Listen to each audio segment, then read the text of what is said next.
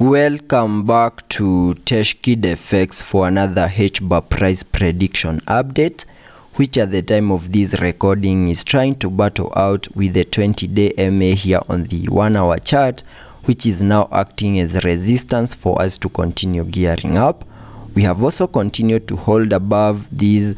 trend line that I have right here, and also continued to obey the Elliot structures, where we had been seeing a bit of a breakdown to the lower side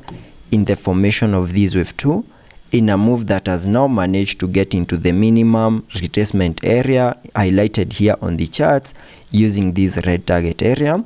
And all this is playing out after we fully peaked in the formation of that first wave in a move that gave us a high at around the $0.0779 mark. And having seen the formation of that first wave and a corrective structure in the formation of that wave 2, now my primary scenario is that whatever we are seeing at the moment is the start of an impulsive wave to the upside in the formation of this wave 3.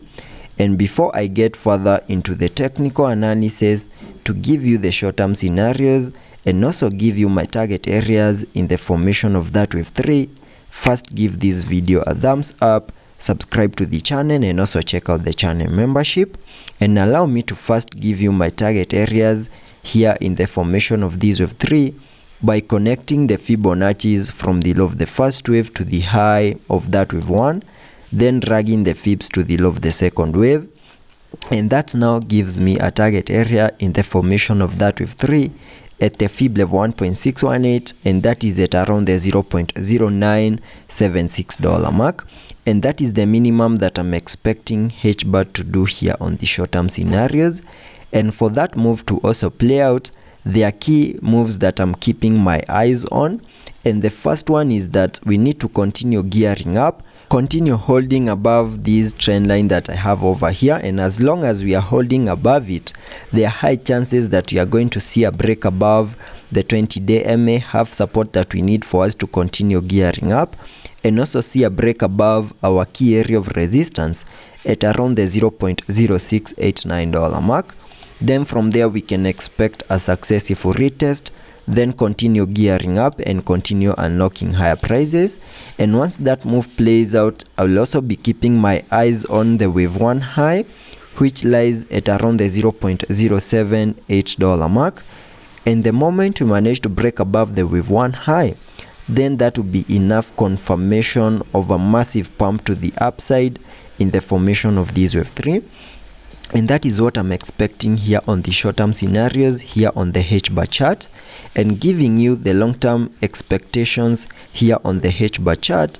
basing it on these Elliot structures right here in yellow, where you can see that we have now peaked in the formation of a larger Elliot wave count 1. And having seen the high for that first wave, we started a corrective structure in the formation of this wave 2 in a move that has now bottomed out within this yellow target area. And having seen the low for this wave 2, whatever we expected next was the start of an impulsive wave to the upside in the formation of this wave 3. And because of its impulsive nature, I'm also expecting to see a 5-wave structure in formation, having the wave 5 fully maximizing our target areas and also giving us the high for that higher Elliot wave count 3. And it is this Elliot wave structure right here in blue that is now giving me the short-term scenarios, where we have now peaked in that first wave, seen a wave 2, then a wave 3 is now my primary scenario before we can see that wave 4 then continue gearing up in the formation of this wave 5. And since we are in the formation of this wave 3, I'm also expecting to see a micro Elliot wave count within the formation of this wave 3 because of its impulsive nature, where you can see I have now this Elliot wave structure in red,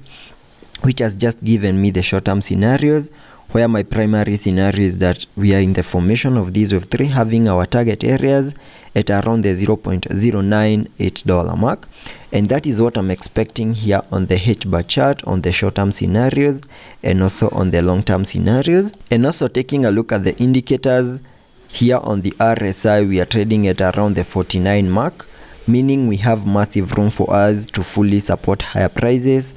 Also taking a look at the MACD, we have been able to print a bearish cross, suggesting a bit of a short-term bearish movement. So let's be patient and see how that plays out, and I'll be keeping you updated.